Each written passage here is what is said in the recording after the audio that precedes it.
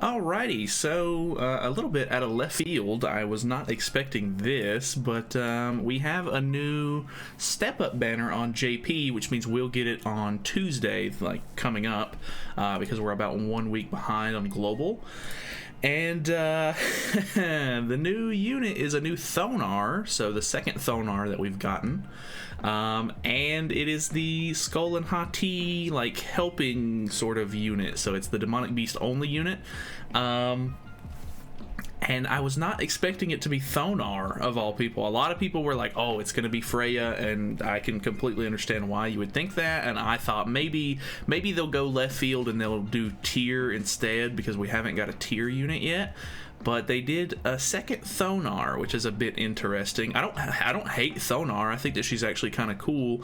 But up until this point, she has been just like a backline unit for, or the green one has. She's been a backline unit for like the just the regular like demons that you can put her on the back for.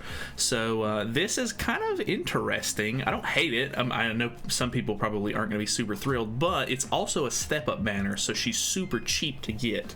So there's really no reason to skip on this unit. Especially if you have any intention of doing the Demonic Beast battles at all. So she's a red Thonar, Demonic Beast battle only, active, only on the field, because all 4 characters are on the field when you play that game mode.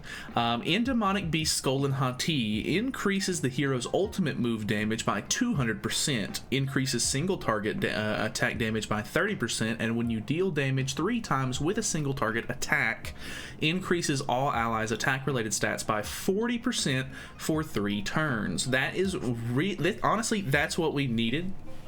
Obviously, they're pretty good at planning out this game mode, I feel like, and I think the biggest thing that was kind of holding people back on being able to beat this quickly and efficiently was just the fact that you didn't really have enough damage. Like it takes a lot of damage, and so far it's been like a Wales versus free to plays kind of deal, where it's like, oh, if you have 6/6 Freyr and 6/6 melee and 6/6 this and 6/6 that, then you're good to go, easy peasy. Like you can beat the game mode, but now with all of these increased damage and stats and blah blah blah, like this should make things a lot easier, especially paired with the card set that just came out, where it increases your basic stats by 10% and makes you immune to freeze if you have full ultimate move gauge for this fight as well. So that should be really really great.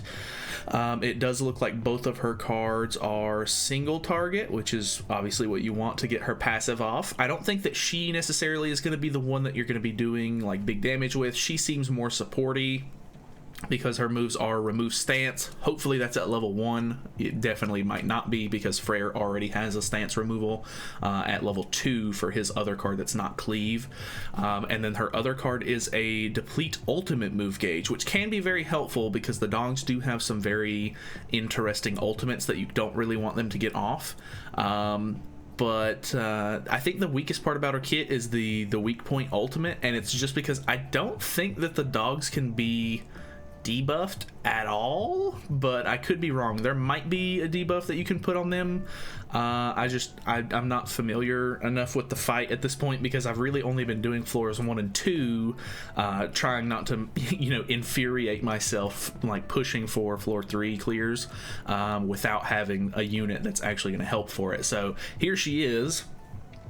She is another like sort of PvE only unit, which is great because that means you're not necessarily going to have to invest into the character much at all, really, if you don't want to. Like Jormungandr and Magelda are both characters that like you can invest into them, and they do help to be invested into for sure, but they gave away a free Thonar cosmetic whenever the original Thonar came out, so you're probably already going to have a couple of cosmetics for her if you've been playing the game since the original Ragnarok launch.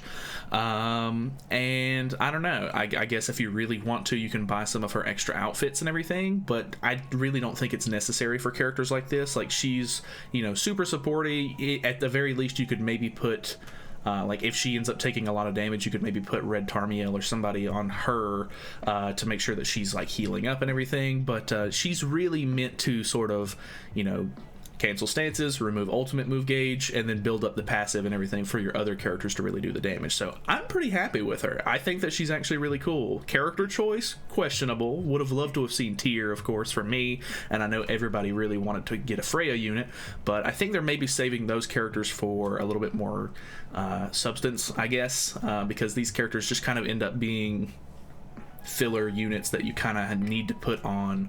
I don't want to say filler units, these are like the main unit, but like these are characters that you want to put only in one game mode, and I think that this is a pretty good choice for her character, because I assume people are going to want to use Freya in other things, and I like Tyr a lot, and I imagine he's probably going to be a little bit more PvP centered because of the way he looks, and you know, he's big bulky man and he has big damage, I hope.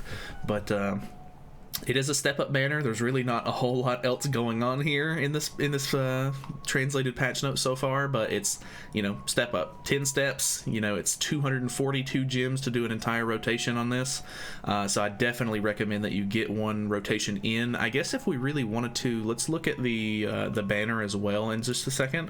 Banners for Zelda Sinister Rosa are extended until the 31st of August, previously the 25th.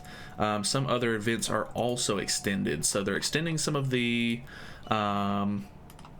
festival as well, which is kind of interesting, I guess. I mean, I guess that's a good thing. A lot of people end up not being able to get all the way to the guaranteed sometimes on the festival banners and everything, so I think it's this one. Yeah, I think so. Let's translate. Okay, so the lineup is Ragnarok Lostvane. I'm pretty sure this was red. Blessings of Earth Deanne. They have Bond in the banner. I really wish he was a guaranteed. I really need this Bond so bad. Ragnarok Bond is so good, and I don't have him. And then they also have the green Truthseeker Merlin. Sigurd is in the banner. The original Thonar is in the banner. Excalibur Arthur for whatever reason. Death Pierce. I think this is the newer blue Hauser, the Holy Knight Hauser, the one that has like detonate increase for a passive or something like that. And then Nanashi. So actually some halfway decent like backliners and stuff in the banner, with Death Pierce and Nanashi. And yeah, I mean, I'm not going to complain about this banner. I think any chance for me to get Brawler or Ragnarok Bond is a good one. Hopefully this time around I can do it. But new Thonar coming out very soon, I guess. So pretty happy with the fact that she's the you know, the new unit. We've been needing one for Skull and Hati, and I'm definitely interested in summoning. So obviously don't go too overboard. I think you'll only really need... I think you'll really only need one copy of the character. I don't think that's going to be like super necessary to get ult levels or anything like that, especially with the fact that, like I said, I don't know that the wolves can even be debuffed. If you know, definitely let me know or make a comment or something like that, because weak point ultimate doesn't seem like it's necessary at all for the character. But you know, I'm assuming it's because they're just sharing the old cosmetics and everything as well, so should be pretty good. You should only really need one copy. Remember that there has been leaks that the slime collab, or not slime collab, the ReZero collab should be coming back after this banner, if I'm not mistaken. So, you know, don't waste too many diamonds on this, but luckily it's a pretty cheap banner, which is fantastic. So that's it from me. Thank you guys so much for watching. Hopefully you guys enjoyed the video. Feel free to subscribe if you have not already, and I will see you guys in the next one.